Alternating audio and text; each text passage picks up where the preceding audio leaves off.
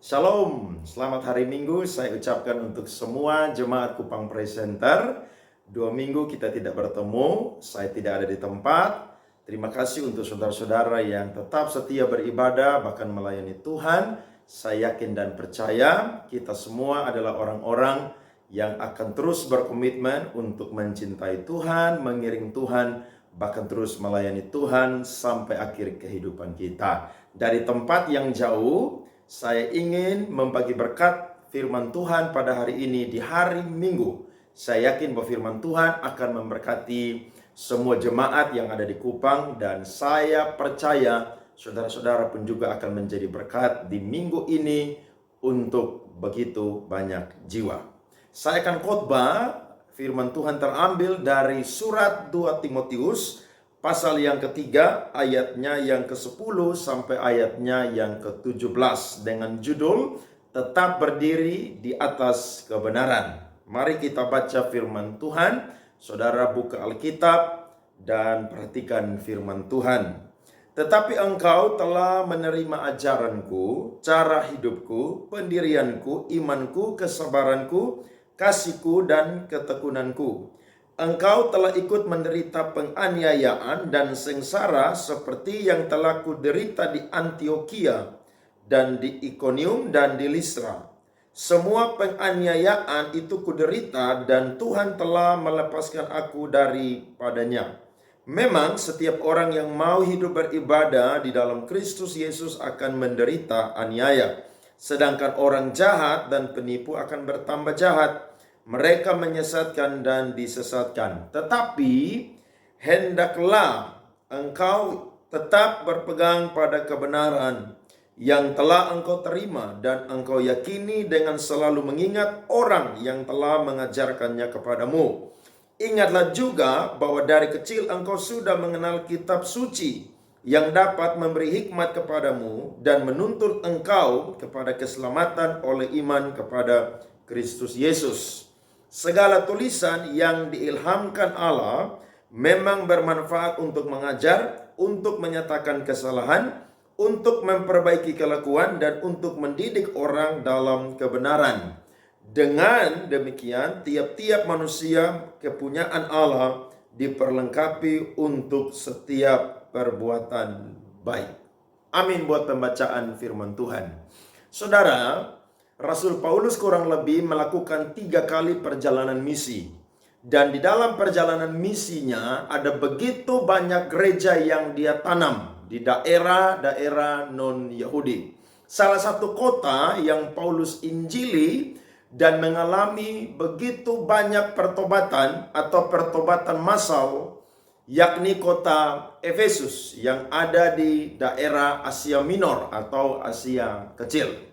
Tetapi bukan hanya gereja-gereja yang lahir, ada juga anak-anak rohani yang lahir dari pelayanannya Rasul Paulus. Salah satu anak rohani yang begitu dicintai oleh Paulus adalah Timotius. Ketika Paulus melakukan perjalanan misi yang pertama, maka dia berjumpa dengan Timotius, sehingga dia mengajak Timotius mengikuti dia dalam perjalanan misinya yang kedua. Dan ada begitu banyak hal yang Paulus alami. Tetapi bukan hanya Paulus yang mengalami, tapi Timotius pun juga mengalami. Seperti yang dicatat di dalam Alkitab, bahwa ketika Paulus mengalami aniaya, Timotius pun juga mengalami aniaya. Ketika Paulus mengalami penderitaan, maka Timotius pun juga pasti mengalami penderitaan. Ketika Paulus ingin yang namanya melanjutkan perjalanannya ke Tesalonika, maka Alkitab mencatat dia mendesak Timotius untuk pergi ke daerah Efesus untuk menjadi gembala sidang muda di Efesus. Dan kalau kita belajar firman Tuhan, tugas daripada Timotius sangat berat ketika dia menjadi gembala sidang di kota Efesus. Alkitab mencatat bahwa tugas Timotius yang pertama adalah dia harus membasmi ajaran-ajaran sesat. Yang kedua adalah Timotius harus mengangkat para penatua-penatua, diaken-diaken untuk bisa menjadi seorang pelayan yang takut akan Tuhan, bermoral baik dan berintegritas. Bukan hanya itu saja. Timotius pun juga harus yang namanya menasihati jemaat Tuhan, bahkan juga para penatua-penatua dan diaken, supaya mereka tidak cinta akan uang. Tidak hanya di situ saja, tetapi pun juga Timotius harus belajar untuk menasihati orang-orang tua yang mungkin mereka sudah menjadi jemaat, tapi mereka masih keras kepala. Timotius pun juga harus menasihati orang-orang muda, baik laki-laki maupun juga perempuan, supaya mereka menjadi orang-orang muda yang takut akan Tuhan. Nasihat-nasihat dari Rasul Paulus sangat-sangat luar biasa. Tapi ketika saya dan saudara belajar firman Tuhan di surat 1 dan 2 Timotius, kita akan menemukan ada satu nasihat yang luar biasa yang Paulus tanamkan ke dalam diri Timotius. Yakni Alkitab mencatat di ayat yang ke-10 sampai 17. Paulus mengatakan bahwa ketika engkau menjadi seorang hamba Tuhan, menjadi seorang pelayan Tuhan dan seorang murid Kristus, maka engkau harus tampil beda di tengah-tengah dunia yang gelap dan penuh dengan kejahatan. Kalau saya dan saudara belajar firman Tuhan, kita bisa melihat dari 2 Timotius pasal 3 ayat yang pertama sampai ayatnya yang kelima. Firman Tuhan berkata, ketahuilah bahwa pada hari-hari terakhir akan datang masa yang sukar. Manusia akan mencintai dirinya sendiri dan menjadi hamba uang. Mereka akan membual dan menyombongkan diri. Mereka akan menjadi pemfitnah. Mereka akan berontak terhadap orang tua dan tidak tahu berterima kasih, tidak mempedulikan agama, tidak tahu mengasihi, tidak mau berdamai, suka menjelekkan orang, tidak dapat mengekang diri, garang, tidak suka yang baik, suka berkhianat, tidak berpikir panjang, berlagak tahu, lebih menuruti hawa nafsu daripada menuruti Allah. Secara lahiriah mereka menjalankan ibadah mereka, tetapi pada hakikatnya atau pada dasarnya atau esensinya mereka memungkiri kekuatannya. Jauhilah mereka itu. Saudara, perhatikan. Paulus sedang mengkontraskan kehidupan orang-orang yang beribadah secara lahiriah dengan Timotius yang menjadi seorang gembala sidang di kota Efesus. Di ayatnya yang ke-10 jelas bahwa Paulus berkata, tetapi engkau telah mengikuti ajaranku, cara hidupku, pendirianku, imanku, kesabaranku, kasihku, dan ketekunanku. Paulus sedang membandingkan atau mengkontraskan antara kehidupan orang-orang yang beribadah dengan Timotius. Kalau kita melihat apa yang dicatat oleh Rasul Paulus, itu pun juga terjadi di dalam kehidupan orang Kristen atau orang-orang yang bergereja hari-hari ini. Kita bisa melihat ada banyak orang yang pergi ke gereja hari Minggu, ada banyak orang yang mungkin punya aktivitas-aktivitas rohani yang cukup sibuk setiap minggu, dan kelihatannya mereka adalah orang-orang yang rohani. Kelihatannya mereka adalah orang-orang yang punya integritas yang baik. Kelihatannya mereka adalah orang-orang yang punya karakter yang baik. Tetapi sebenarnya mereka menjalankan ibadah mereka hanya secara lahiriah, tanpa adanya pertobatan. Nah, Paulus mau supaya Timotius menjadi seseorang muda, seorang hamba Tuhan, pengikut Kristus yang tampil beda dengan dunia ini. Dan saya mencatat, saudara-saudara, kurang lebih Paulus memberikan 3 rahasia bagaimana Timotius harus menjadi seseorang yang tetap berdiri di atas kebenaran. Sekalipun dunia berubah, sekalipun manusia yang beribadah berubah, tapi Timotius harus tetap menjadi seorang hamba Tuhan, pelayan Tuhan, pengikut Kristus yang tetap berdiri di atas kebenaran. Rahasia yang pertama, saudara-saudara, saya mencatat, yakni mengingat orang-orang yang telah mengajarkan kebenaran kepada kita. Sungguh luar biasa.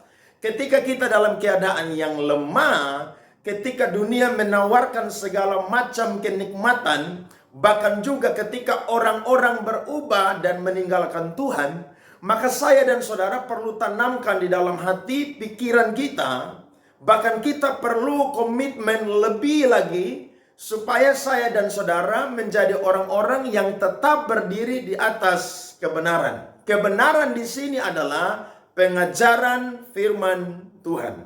Paulus mau supaya Timotius dia tidak ikut-ikutan dengan orang-orang yang berubah, sekalipun mereka adalah orang-orang yang secara lahiriah mereka itu beribadah. Kalau kita melihat firman Tuhan, siapa sih yang Timotius harus ingat? Bocorannya adalah di 2 Timotius pasal 1 ayatnya yang kelima. Sebab aku teringat akan imanmu yang tulus ikhlas, yaitu iman yang pertama-tama hidup di dalam nenekmu Lois dan di dalam ibumu Eunike, dan yang aku yakin hidup juga di dalam dirimu. Dengan sederhana, Paulus mau berkata kepada Timotius, kalau orang berubah, kalau orang tinggalkan kebenaran, maka engkau tidak boleh berubah dan tinggalkan kebenaran. Sebab orang yang berjasa dalam kehidupanmu adalah nenekmu Lois dan ibumu Eunike. Luar biasa saudara-saudara, jemaat yang dikasihi oleh Tuhan, ternyata sederhana sekali. Ada begitu banyak orang yang berjasa dalam kehidupan kita. Tapi saya percaya kebenaran selalu dimulai dari keluarga. Kalau saya dan saudara hari-hari ini menjadi orang-orang Kristen yang kuat, saya yakin minimal ada orang yang mendoakan kita dan mendidik kita untuk mengenal kebenaran. Dan saya percaya orang yang hebat pasti akan muncul atau keluar dari keluarga yang hebat. Hebat di sini bukan berbicara tentang IQ yang pintar, hebat di sini bukan berbicara tentang uang yang banyak, harta kekayaan, tapi ada kebenaran yang lahir dari tengah-tengah keluarga tersebut. Nah, Timotius sejak dia masih kecil, dia sudah ditanamkan kebenaran. Dalam konteks orang Yahudi, ketika seseorang masih kecil bukan berbicara ketika dia sudah dilahirkan, tapi ketika dia masih di dalam kandungan ibunya, dia sudah dididik, sudah ditanamkan nilai-nilai kebenaran. Sehingga ketika dia lahir, maka kebenaran itu akan terus dilanjutkan. Sehingga seorang Yahudi waktu masih kecil, dia sudah mengenal kitab suci. Kalau hari-hari ini saudara-saudara sebagai ibu-ibu, sebagai oma, mungkin ada bapak-bapak yang belum mengenal kebenaran. Engkau bisa meneladani Lois dan juga Eunike. Engkau bisa ambil posisi menggantikan mereka sebagai imam di dalam keluarga untuk mendidik anak-anakmu.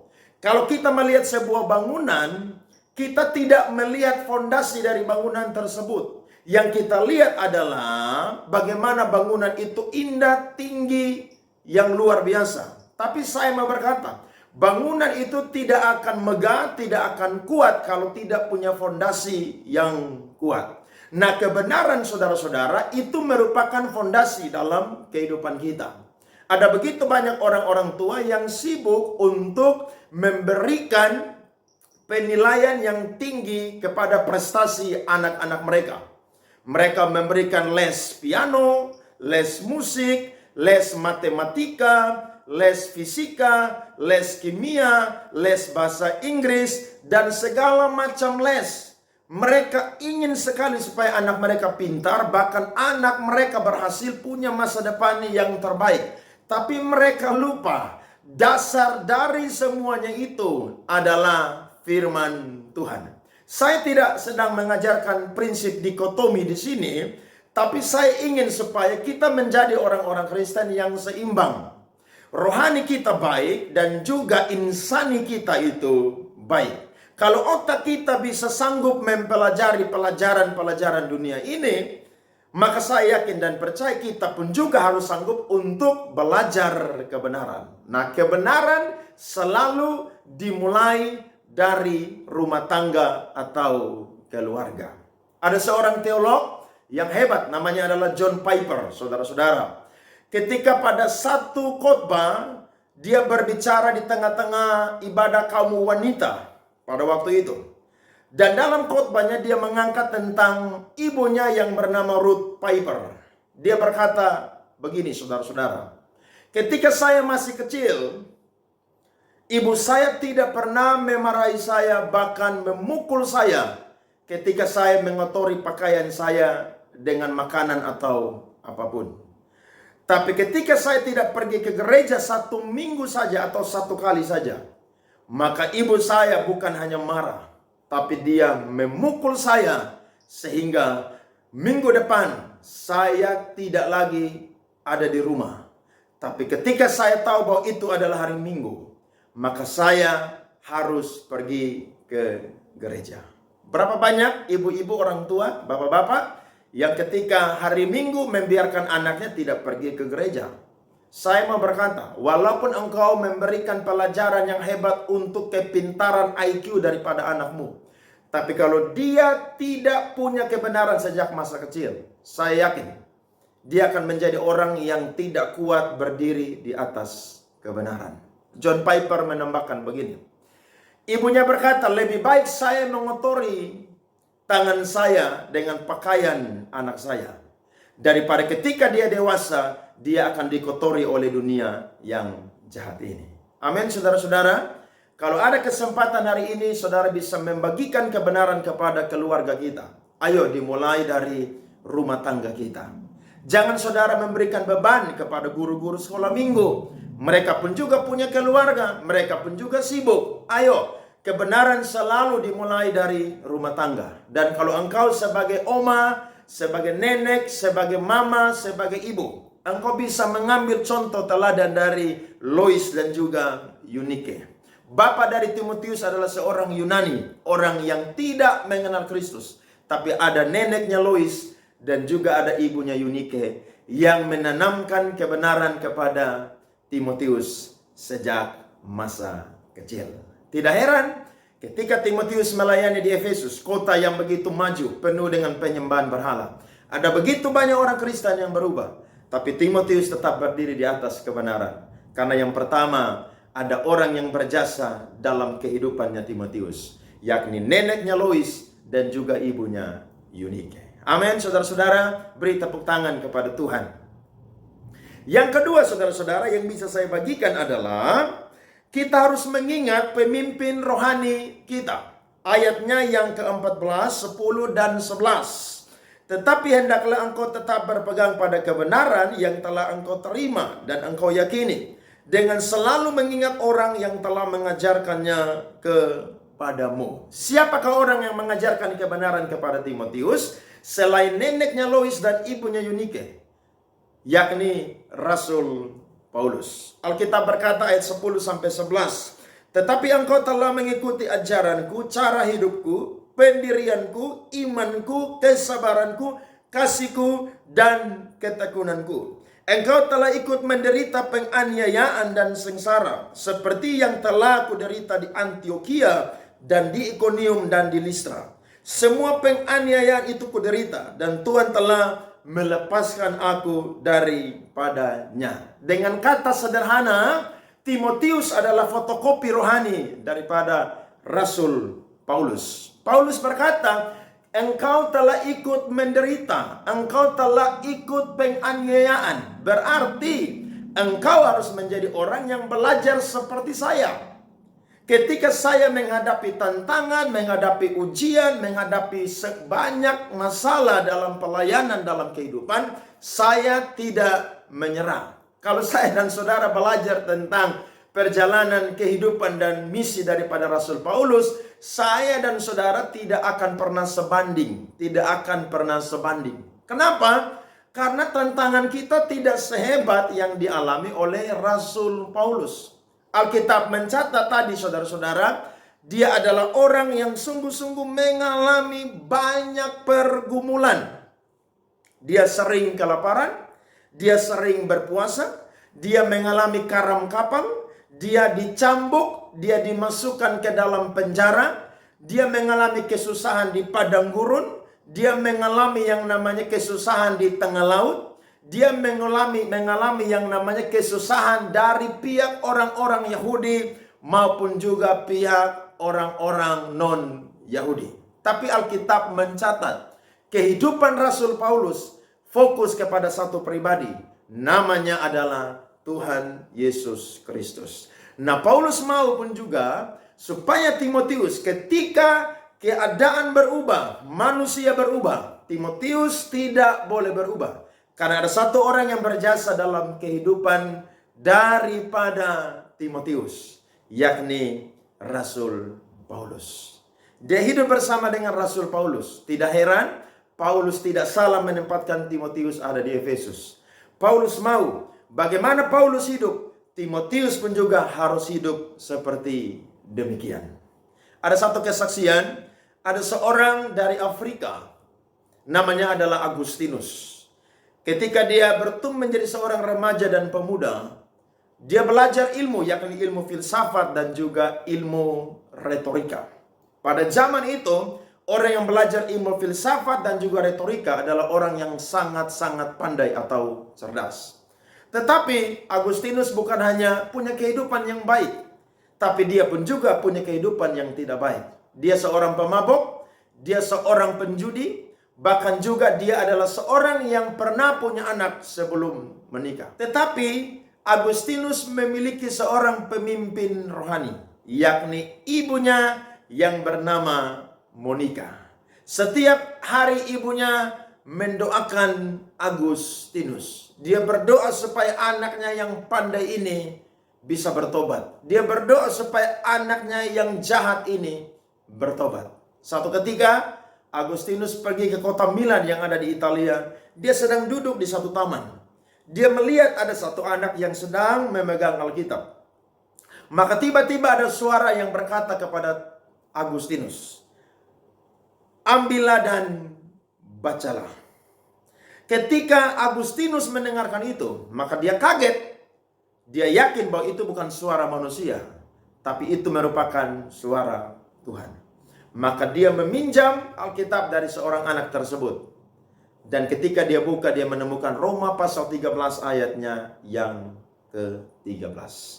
Janganlah hidup dalam pesta pora, kemabukan, dan juga hal-hal duniawi lainnya. Hari itu pun juga Agustinus berjumpa dengan Tuhan. Hidupnya bertobat, berubah. Dan hari itu dia sungguh-sungguh mempersembahkan hidupnya kepada Tuhan.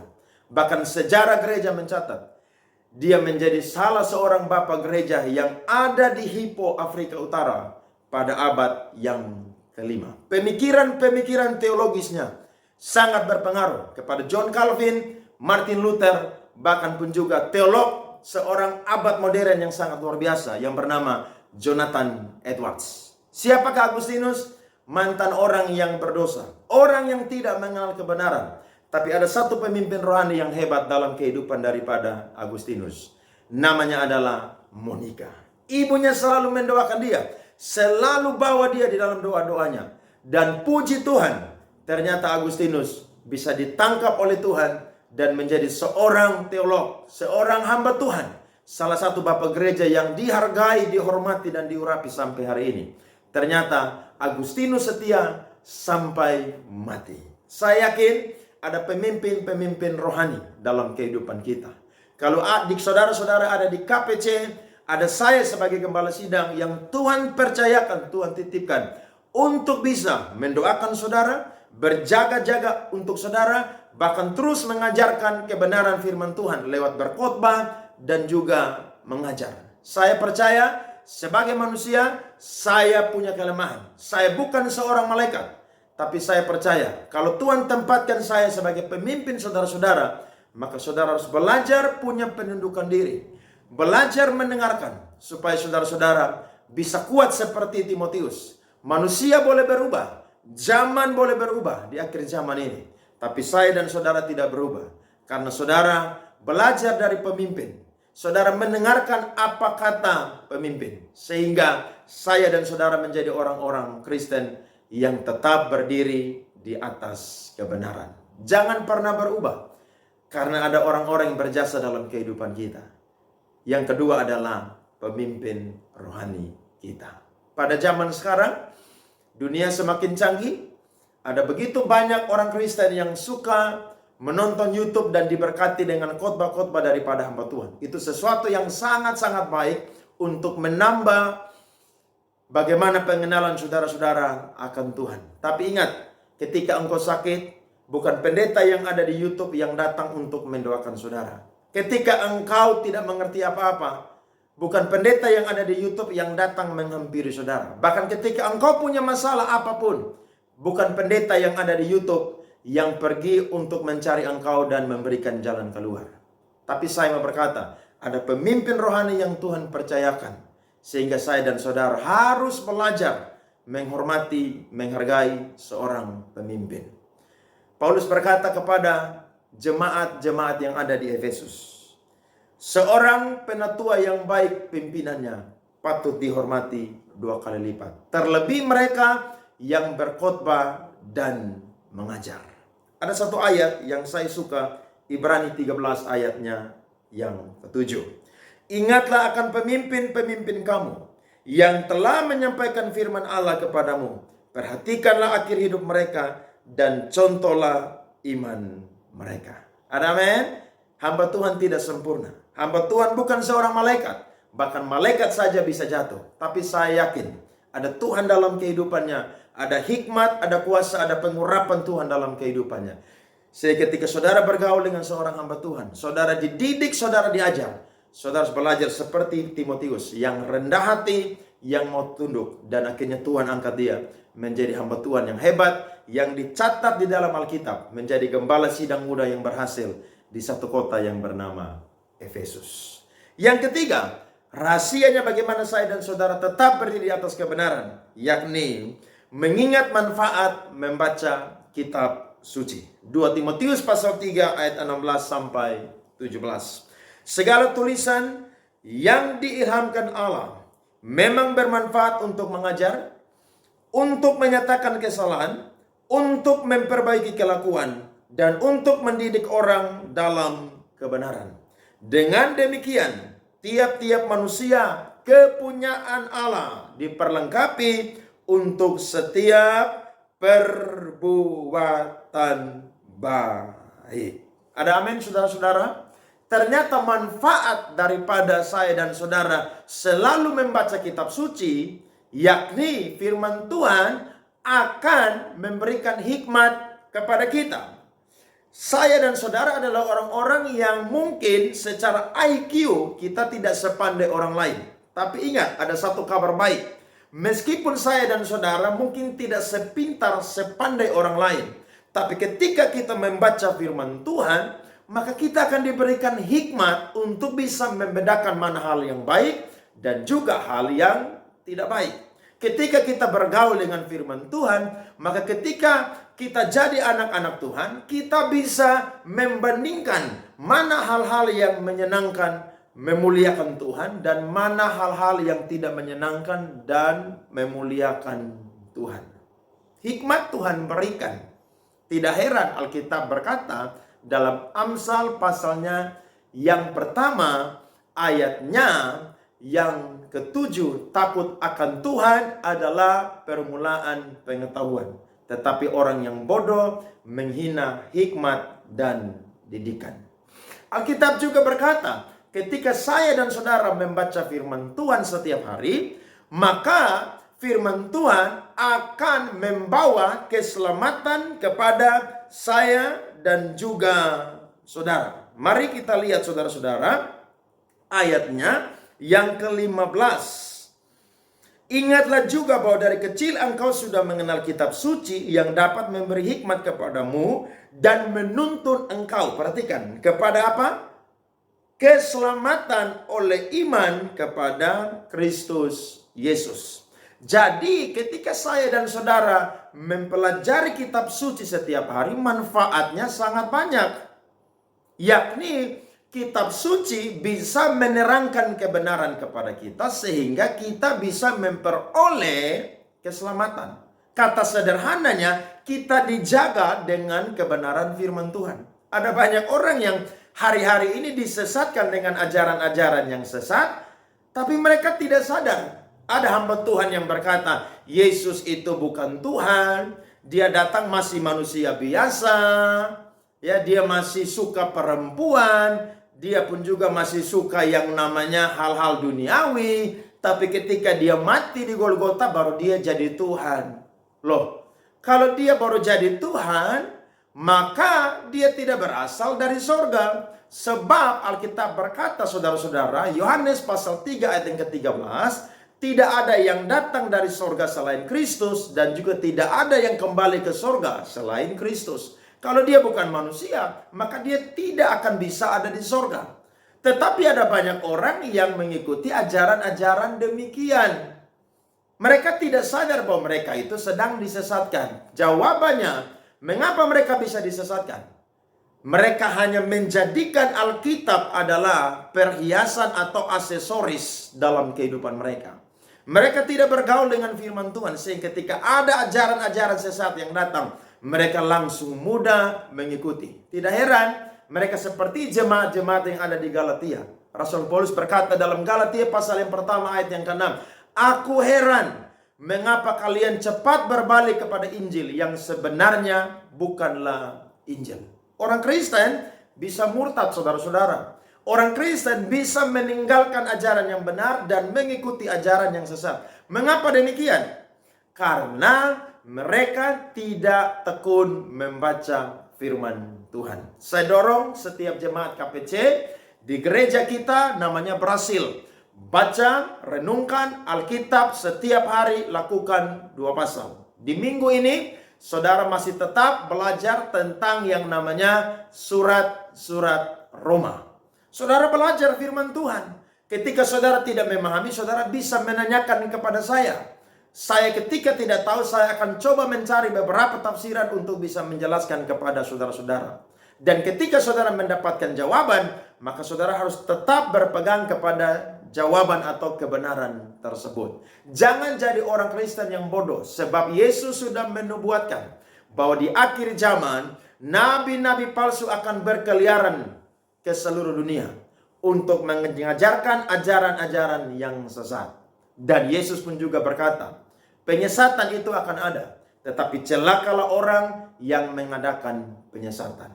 Dan kalau saudara-saudara sebagai jemaat tidak tekun membaca firman Tuhan, percayalah, satu ketika saudara akan tinggalkan ajaran yang benar dan mengikuti ajaran yang sesat. Saudara tidak sadar itu sesat. Sama seperti Amsal berkata, ada jalan yang disangka orang lurus, tapi ujungnya menuju maut. Hari ini ayo belajar firman Tuhan. Saya dorong seluruh jemaat KPC. Ayo tuntaskan berhasil di tahun 2023 ini. Semangat baca firman Tuhan. Belajar firman Tuhan bukan tugas pendeta, penginjil, guru teologi. Tapi mempelajari firman Tuhan adalah tugas dan tanggung jawab semua orang Kristen.